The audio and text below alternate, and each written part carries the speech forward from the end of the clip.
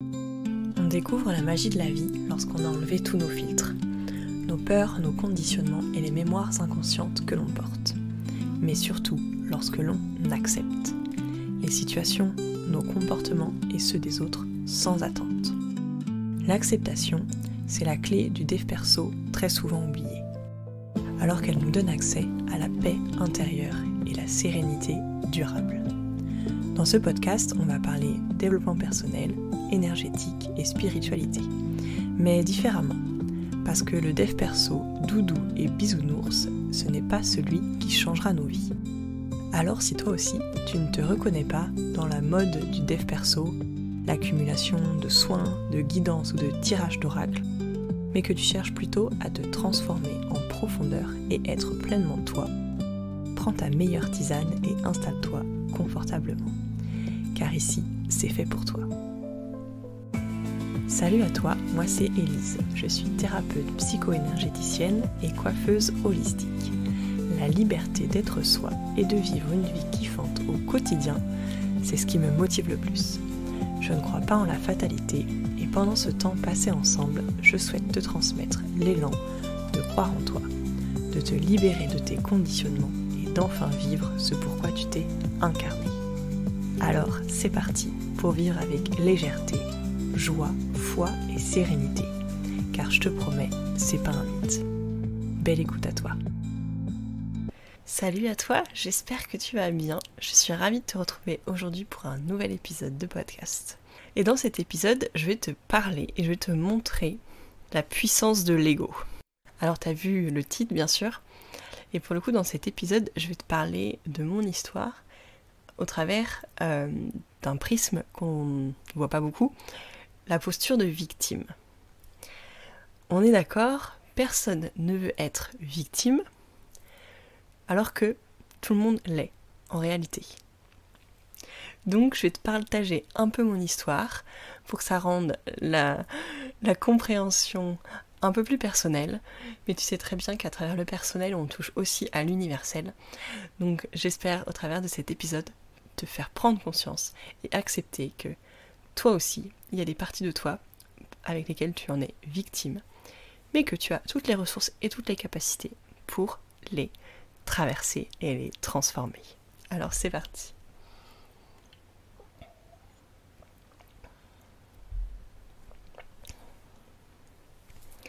Alors comme d'habitude, le petit état des lieux, le petit point de départ.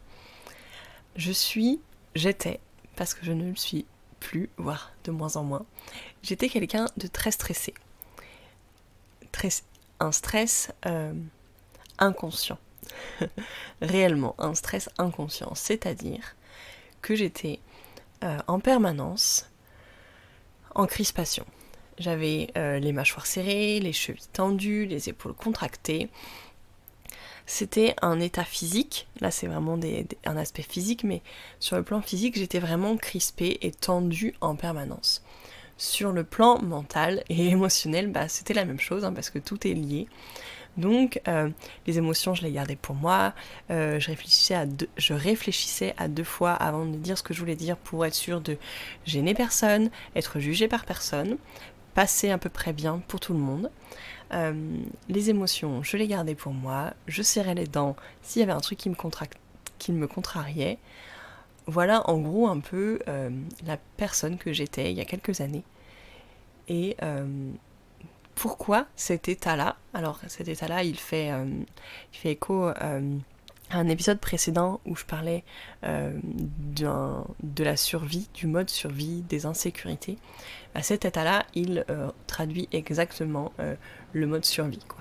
C'était vraiment cet état interne de vigilance permanente, de contrôle permanent. Donc voilà, on part de là, je suis dans cet état-là, bref, il y a plein de choses qui se passent dans ma vie, je prends déjà conscience de plein de choses.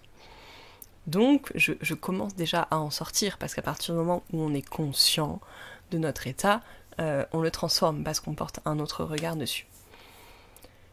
Donc, mon corps est beaucoup moins stressé, beaucoup moins tendu. Mais là, où une autre partie de moi prend le pas, ou en tout cas, je la vois prendre le pas maintenant, c'est mon mental et mon ego. Donc, le mental, c'est ce qui nous différencie des animaux. C'est vraiment le mental, la conscience, l'ego, c'est ce qui nous différencie d'un animal et c'est ce qui fait notre particularité d'être humain. Mais ce mental, cet ego, il a une puissance énorme, dans tous les sens du terme. C'est-à-dire qu'il peut être génial, il peut nous permettre d'apprendre de grandes choses, il peut nous permettre de mémoriser, de créer énormément de choses, mais il a aussi une puissance énorme, ça va être dans le contrôle et dans le rôle de victime. Alors je m'explique. En fait, j'ai compris il y a quelques années, ou peut-être même pas, je crois que c'était peut-être même il y a 1 an. L'espace-temps change énormément, bref. Je crois que c'était il y a 1 an. J'ai compris en fait que je me faisais bouffer et que je me faisais diriger par mon mental. En gros, c'était lui qui dirigeait ma vie. C'était donc ses décisions qui dirigeaient ma vie. Déjà, j'aimerais te faire prendre conscience, si c'est pas déjà le cas, c'est que tu n'es pas ton mental. Ton identité profonde n'est pas ton mental. Tu es un être humain, tu es un être physique, tu es un être spirituel, tu es une âme, mais c'est pas ton mental qui dirige tout ça en fait.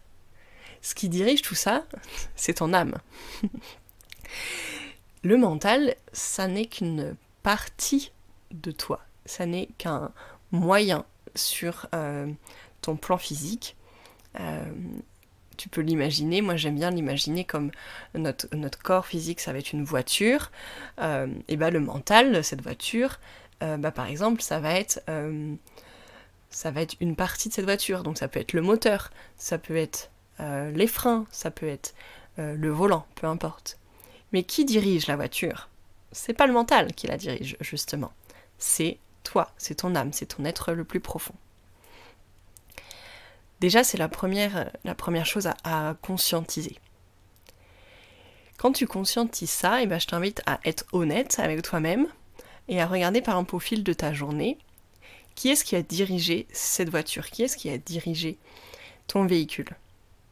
Est-ce que c'était réellement la toi la plus profonde ou est-ce que c'était ton mental qui était aux commandes et qui a décidé « Ah non, mais là, ça, on va pas le faire parce que j'ai peur, donc on va pas y aller. Est-ce que t'es sûr que j'ai le droit de dire ça parce que c'est quand même une pensée un peu différente, donc la voisine à côté, là, qu'est-ce qu'elle va en penser si je lui dis ça ? Non, je vais peut-être me taire, je vais attendre un peu. » Ça, c'est encore le mental qui décide. C'est des peurs associées au mental, c'est la peur d'être jugé, mais c'est le mental. Et les émotions, elles sont énormément aussi dirigées par le mental. Parce que le mental a cette capacité énormissime de nous faire rester dans ce qu'il connaît. C'est son travail, c'est son but, de nous maintenir dans un état de survie. Tu vois à quoi je fais référence ? Te maintenir dans un état de survie. Donc, c'est un état par lequel il est familier, un état dans lequel il le connaît. Ça ne veut pas dire que cet état-là, il est utile, il est juste, il est positif pour la personne. C'est juste un état qu'il connaît. L'état qu'il connaît, ça peut être un état très inconfortable, un état très malsain pour toi. Mais il le connaît, donc c'est rassurant. Donc, de prendre déjà conscience que c'est le mental qui prend énormément de place dans ma vie, dans nos vies, c'est déjà le remettre à sa place d'une certaine manière, et c'est prendre la décision de faire autrement. Je te disais tout à l'heure que le mental, il régit aussi énormément nos émotions, parce que pour te maintenir dans l'état actuel que tu es, il est capable de voir et de prendre une situation de ton passé, de la ramener dans ton présent, et de t'associer l'émotion pour que tu crois que c'est ton état actuel. Je vais te donner un exemple. Par exemple, tu t'ennuies, là, tu sais pas quoi faire. Ton mental, il va se dire « Ah tiens, si je lui ramenais un souvenir d'il y a 10 ans, ou Ou en fait elle s'ennuyait aussi, puis en fait elle était super triste de s'ennuyer. Donc je vais lui ramener cet état parce que c'est ce qu'elle est en train de vivre, là, vu qu'elle fait rien. Donc je vais lui ramener cet état, je vais lui montrer, et puis bah tiens, elle va pleurer un bon coup, et puis comme ça elle va revivre cet état, et puis de toute façon on le connaît, c'est sécurisant, c'est parfait. En fait, il a vraiment cette capacité-là de faire ça, c'est-à-dire de te ramener dans un état passé, et de te faire croire que c'est ton présent, juste parce que c'est lui qui décide. Les émotions peuvent énormément venir de ça. C'est-à-dire, je pense que, honnêtement, si t'es honnête avec toi, ça t'est déjà arrivé 1000 fois, mais déjà une seule fois, d'être dans un état mollasson, de pas savoir pourquoi, et de laisser gamberger le mental, et le mental te trouve toutes les raisons qui justifient cet état. Oui, mais regarde, dans ton passé, tu t'es fait abandonner par machine, et puis de toute façon, cette personne-là, elle t'aimait pas non plus, donc c'est normal que là tu te sens seule, que tu te sens rejetée, et puis il y a eu ça, et puis regarde la semaine dernière ce qui s'est passé, etc. Ça, c'est la puissance de ton mental, en fait. Clairement. Si tu le laisses, il peut te faire des scénarios, mais fantastiques, dignes des meilleurs films de science-fiction. C'est son travail. Donc, aujourd'hui, au travers de cet épisode, j'ai vraiment envie que tu prennes conscience que ton mental a un pouvoir énorme et que tu te laisses diriger par lui. Très souvent, c'est pas la totalité du temps, mais très souvent. Sois honnête, très souvent. D'ailleurs, si tu veux des tips pour t'aider, j'ai créé un guide gratuit qui s'appelle Mode prise de tête désactivé. Tu vas le retrouver directement dans ma bio. Ça va te permettre d'avancer justement, de sortir de cet état mental qui prend toute la place et d'avancer vers un peu plus de sérénité, de décision consciente. Donc retrouve-le juste dans la barre d'infos de l'épisode. Donc pour le coup, je reviens à mon histoire, je me voyais donc victime de mon mental. Le mot victime, il est super fort, parce que, je te l'ai dit, personne ne va être victime, c'est clair. On se réveille pas un matin en disant « Tiens, ce serait bien si j'étais victime aujourd'hui ». Non, clairement pas, c'est même quelque chose que l'on rejette au plus haut point. C'est quelque chose qu'on ne veut surtout pas être, parce que c'est mal perçu d'être victime. C'est hyper connoté, il y a énormément de jugements dessus. Mais si tu as écouté un épisode où je parle du processus d'acceptation, quand on accepte ce que l'on est, mais surtout ce que l'on ne veut pas être, ben on commence à changer. Et donc d'accepter, aussi douloureusement que ça peut être pour l'ego, parce qu'on est d'accord, c'est que de l'ego, d'être victime de lui, et ben déjà tu commences à accepter ça, et donc à le transformer. On est d'accord? Si je te dis, non mais là, t'es victime de ton ego, t'es victime de ton mental, t'es victime de tes émotions, et c'est ça le gros point à travailler dans ta vie. Comment c'est? Comment tu te sens? C'est inconfortable, on est d'accord. Mais si t'es honnête, si tu laisses justement le mental de côté et l'ego de côté, parce que là l'ego il dit non mais c'est n'importe quoi, je suis pas du tout victime moi. Ah mais non, jamais de la vie. Ça c'est l'ego, c'est l'ego qui parle. Ok. Pourquoi il parle comme ça? Parce qu'en fait on est en train de le voir. Et lui il veut pas qu'on le voit, il veut continuer à jouer sa petite histoire tout seul, à diriger ta vie, sans que tu lui demandes rien. Mais pourquoi il dirige ta vie? Parce qu'en fait tu le laisses diriger ta vie. Clairement. Donc, si toi, tu le vois diriger, et tu l'acceptes, c'est-à-dire tu dis, ok,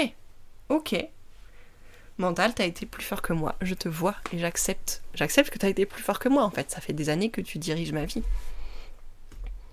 Bah lui il fait quoi? Oh, tiens, quelqu'un me parle, quelqu'un me voit, mais on n'essaye pas de me rejeter, on m'accepte. Et c'est là la grosse nuance, c'est qu'en général, quand on voit notre ego, si on a la capacité déjà de le voir, si on a cette conscience et cette envie de le déceler, en général on le rejette. C'est-à-dire que on va juger quelqu'un, Et là tout de suite on va dire oh mais non mais surtout pas, c'est hyper mauvais de juger, non mais t'as vu ce que tu fais là, tu juges. Et là on rajoute une couche sur l'ego, c'est l'ego qui juge l'ego. Alors là c'est le combo, le jackpot parfait, là on reste 2000% dans l'ego. Alors que si on accepte d'avoir jugé à cet instant, on n'est pas parfait, hein. On n'est pas là pour être parfait, hein. C'est pas du tout le but du dev perso, hein. C'est pas d'être parfait, c'est d'accepter ce qui se passe et d'accepter d'être imparfait. Donc si t'acceptes d'avoir à un moment donné d'avoir jugé, si t'acceptes à un moment donné de te faire prendre par ton ego, et bah t'as la capacité de switcher et de le transformer. Et ça peut être très rapide et très instantané. Donc pour en revenir à mon histoire, le jour où j'ai accepté que j'étais victime dans ma vie, que j'étais même la victime de ma vie, c'est-à-dire que ma vie se jouait et moi j'étais à côté en fait. C'est-à-dire que c'était tellement mon mental et mon ego et mes peurs qui dirigeaient ma vie que la moi, la vraie moi, la Élise la plus profonde, la connexion à mon âme, bah elle jouait rien en fait. Elle était elle était mise de côté là et puis elle attendait que ça se passe. Elle était victime.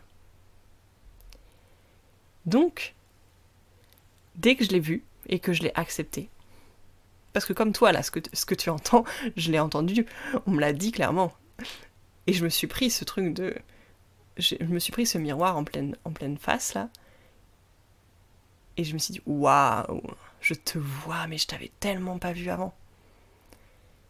Et donc je suis sortie d'un état de procrastination énorme. Je suis aussi sortie d'un état de pleurs. Alors ça peut te paraître surprenant, mais c'est réel. C'est-à-dire que moi, je m'étais énormément identifiée à la tristesse dans ma vie. Il y a quelques années, quand on pouvait me poser la question, je disais, de toute façon, moi je pleure tout le temps. Je pleure tout le temps, c'est ma norme, c'est comme ça, je pleure tout le temps. Ok. Mais en fait, c'était mon mental qui utilisait les larmes, les pleurs, comme un moyen d'exister, comme un trait d'identité. C'était pas qui j'étais, vraiment. C'est pas qui je suis, vraiment. La preuve en est, depuis que j'ai accepté d'être cette victime et que je la transforme chaque jour, et ben je pleure plus. C'est-à-dire que, bien sûr, j'ai des émotions, bien sûr, je suis sensible, donc c'est-à-dire que s'il y a quelque chose qui me touche, je vais pleurer. Mais c'est plus les pleurs que j'avais avant, où avant, en fait, je pleurais par contrariété, par manque de reconnaissance, par impuissance. En fait, je pleurais parce que c'était la manière que j'avais créée pour me permettre d'exister, pour me permettre d'être vue par l'extérieur. Et donc, quand j'ai vu ça, ça a changé immédiatement. Quand j'ai accepté ce rôle de victime, j'ai repensé toute mon activité pro, j'ai mis des actions en place sur un plan marketing, sur un plan de structure, sur des énergies très yang, sur des énergies d'organisation, de planification. En fait, je suis revenue à une réalité. Je ne me suis plus laissée embarquer par le mental et je suis revenue au concret. Ok, c'est quoi? Qu'est-ce que je veux dans ma vie? Qu'est-ce que je veux vraiment dans ma vie? Bah, dans ce que je veux vraiment, il y a une énergie yin et une énergie yang pour l'atteindre. Il y a un état d'être et il y a une mise en action à faire. Parce que si je passe pas à l'action, j'aurai aucun résultat. Mais par contre, si je ne passe qu'à l'action, ça ne veut pas dire que j'aurai le bon résultat. Il faut qu'il y ait l'être derrière, qui soutient. Mais il y a eu ces gros switches qui ont passé dans ma vie. Et là aussi, la grosse prise de conscience que j'ai eue à ce moment-là, et c'est pour ça que je te la partage, c'est que j'ai pris conscience qu'on était énormément dans cette posture de victime. Et que c'était même cette posture de victime, elle était présente chez tout le monde. Parce que elle nous maintient, cette posture. Elle nous maintient dans une situation où on donne le pouvoir à l'extérieur. Elle nous maintient dans une situation où on croit être rassuré, où on croit être pris en charge, où on croit être... J'allais dire être libre, mais on est tous sauf libres, mais on croit qu'on l'est. En fait, cet état de victime, c'est un peu l'analogie de la matrice. C'est-à-dire que quand tu es dans la matrice, quand tu restes dans cet état-là, eh ben, tu te crois être infiniment puissant, mais en fait tu es contrôlé de manière infinie. Donc, c'est un switch énorme que moi j'ai eu, et quand j'ai compris qu'on était énormément dans cette situation, je me suis dit waouh, ok, je comprends énormément de choses, et je comprends aussi le pourquoi j'ai envie de partager, de transmettre et d'accompagner. Et c'est ce que je fais en thérapie avec mes clientes, c'est que je leur montre, je leur dis, non, ça c'est juste ton mental. Allez, on passe au sujet suivant. Le mental, il peut te rester des années sur des choses. Le mental, il peut te faire rester des années, des jours, des semaines, des mois entiers sur des situations. Parce que, comme ça, lui, il reste là-dessus et ça t'évite de faire plein d'autres choses.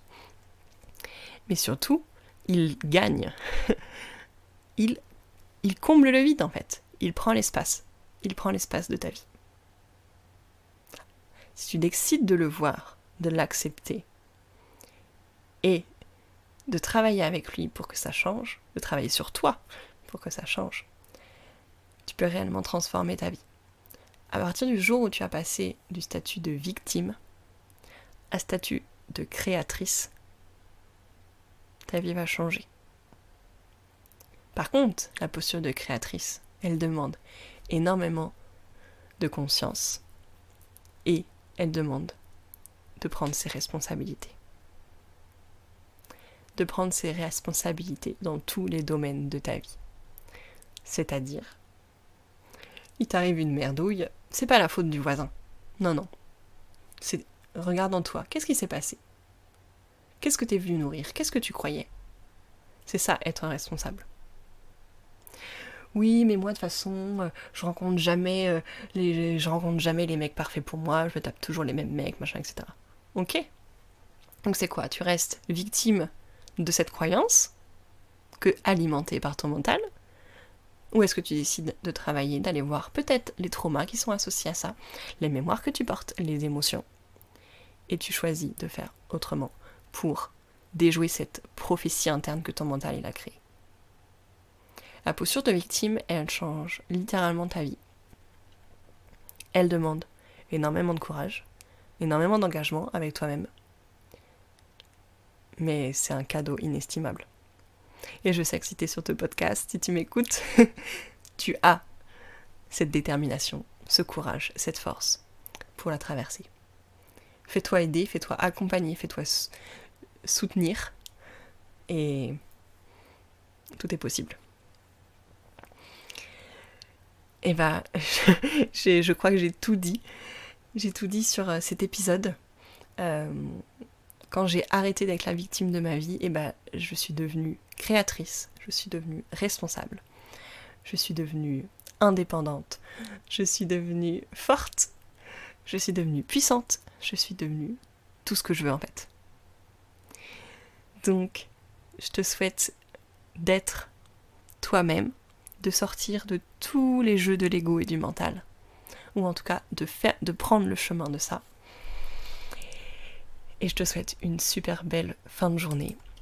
Je te dis à très vite, parce que ensemble, je sais qu'on est en train de construire un mouvement de femmes libres et éveillées. Salut à toi.